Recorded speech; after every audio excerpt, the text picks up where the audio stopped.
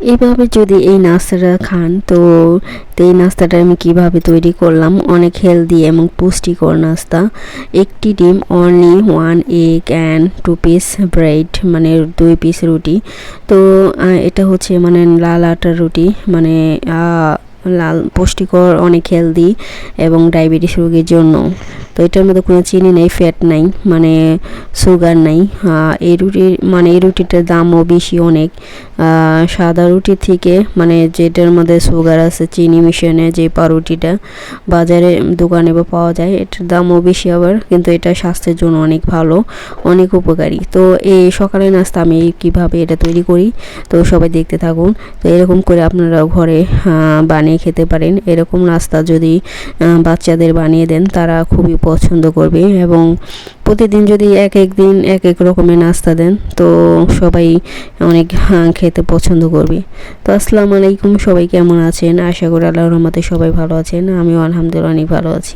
তো only 1 egg and 2 bread.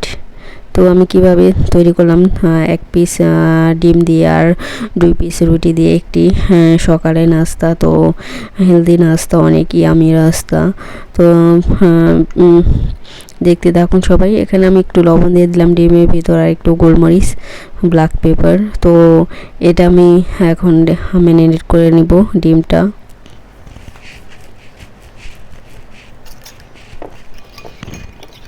দেখুন ডিমের সাথে আমি একবার মিক্স করে নিব, কারণ এটা ভালো করে মিশাতে হবে।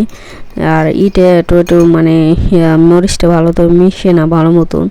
তো এই যে দেখুন আমি একটা প্যান বসিয়ে দিছি চুলায়, তারপরে তেলটা একটু গরম দিয়ে দিলাম। এটা হচ্ছে অলিভ অয়েল তেল, জাইতুন তেল। তো এটাও স্বাস্থ্যের জন্য খুবই ভালো, কোনো ফ্যাট নাই এটার ভিতরে। তো এই যে আমি মাঝখানে রুটিটা দিয়ে দিলাম দেখুন, আর ওই তেলের ভিতরে ডিমটা দিয়ে দিলাম। এখন মানে চুলাটা একটু বেশি পাওয়ার দিতে হবে না, চুলাটা একটু পাওয়ারটা কমিয়ে তারপরে এই ডিমটা ভাজতে হবে, কারণ যেহেতু রুটি আছে রুটিটাও পুড়ে যেতে পারে। তো এইভাবে এই নাস্তাটা যদি আপনি বাচ্চাদের দেন বা ছোট বড় সবাই এই নাস্তাটা খেতে পারবে। অনেক মজা, হেলদি, অনেক পুষ্টিকর।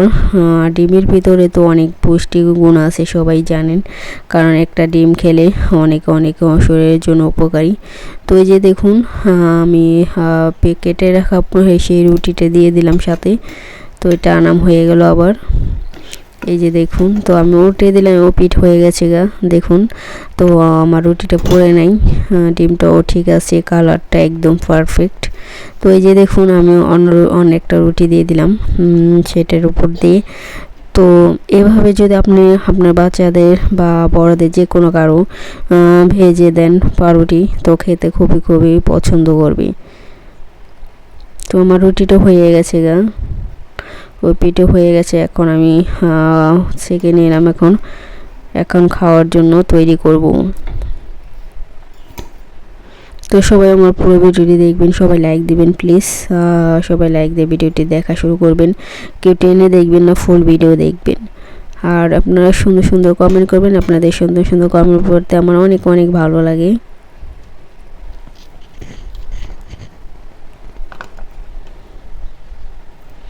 তো এই যে দেখুন আমার হয়ে গেছে, তৈরি হয়ে গেছে। এখন আমি ক্রিম দিতেছি পাউরুটির ভিতরে। ক্রিম দিয়ে খেলে রুটিটা অনেক অনেক মজা। তো এই যে দেখুন আমি ক্রিমটা দিয়ে দিতেছি। এটার মধ্যে কোনো চিনি নাই, এটাও ডায়াবেটিস রোগীর জন্য অনেক অনেক উপকারী। তো যাদের ডায়াবেটিস আছে তারা এরকম রুটি বানিয়ে খেতে পারেন। তো বাজারে থেকে ডায়াবেটিস রুটি পাওয়া যায়, তো দেশেও বাংলাদেশেও পাওয়া যায়, সব জায়গায় পাওয়া যায়। তো বললেই হয় যে যারা আবার চিনি পছন্দ করে না, শুধু ডায়াবেটিস না অন্য মানুষ সবাই খেতে পারবে। তো চিনি যাদের পছন্দ না বেশি তারা খেতে পারবেন, এটার মধ্যে কোনো মিষ্টি নাই। তো এই যে দেখুন আমার এখন খাওয়ার জন্য উপযোগী হয়ে গেছে কমপ্লিট একদম। তো তো এখন দেখুন, এখন আমি একটু কিছু ফ্রেশ মূলা শাক, ক্ষেতের মূলা শাক একবারে মানে তাজা। তো এই মূলা শাকটা আমি কিভাবে ভাজি করি সেটাই আপনাদের সাথে শেয়ার করব। তো আমার মতো এভাবে কে ভাজি করেন সবাই বলবেন। তো এইভাবে যদি এই মূলা শাকটা ভাজি করেন খেয়ে দেখবেন অনেক অনেক মজা। তো এটা আমি কেটে নিয়ে দিচ্ছি একবারে, মানে এই শাকটা যত মিহি করে কাটবেন মানে চিকন করে তত মজা হয়, মানে বেশি বড় বড় কাটলে ভালো লাগবে না, একবার চিকন চিকন করে কাটতে হবে। তো এই যে দেখুন এভাবে কেটে নেবেন সবাই, আমি এভাবে কাটতেছি। তো আমার কাটা হয়ে গেছে অলরেডি, এখন আমি চুলায় বসিয়ে দেব। তো এখানে আমি পেঁয়াজ মরিচ দিয়ে বসিয়ে দিয়েছি সিদ্ধ করে। আর মূলা শাকটা যদি মনে করেন পুরান হয়ে যায় বা অনেক বেশি মানে বড় হয়ে যায়, তো সেগুলো একটু ভাপ দিয়ে নিলে, আর এইটা কচি অনেক কচি, এটা ভাপ দিতে পানি ফেলে দেওয়ার দরকার নেই, কারণ মূলা শাকের একটা গন্ধ আছে। তো যখন এটা পুরান হয়ে যাবে শাকটা, এখন তো নতুন, পুরান হয়ে গেলে তখন পানি দিয়ে ভাপ দিয়ে ফেলে দিতে হয়। তারপরে এই যে দেখুন আমি বাগার দিব, আমি পরে শাকটা সিদ্ধ হয়ে গেছে গা। এখন আমি এটা শুকনো মরিচ কেটে দিয়েছি আর তেল দিয়ে দিলাম। দেখুন শুকনো মরিচটা ভাজা হয়ে গেছে। এখন আমি রসুনটা ছেঁচে নিয়েছি, ছেঁচে তারপরে এভাবে রসুন দিয়ে, যদি যে কোনো শাকে রসুন যদি যত বেশি দিবেন শাকটা তত বেশি মজা হবে। তো এই যে দেখুন আমার বাগারটা হয়ে গেছে গা, সব কমপ্লিট, একদম অনেক সুন্দর ফ্রেশ একবারে সবুজ। তো মূলা শাকে অনেক ভিটামিন আছে, যাদের ভিটামিনের অভাব আছে তারা সব বেশি বেশি শাকসবজি খাবেন। তো এই যে দেখুন আমার অলরেডি হয়ে গেল শাক।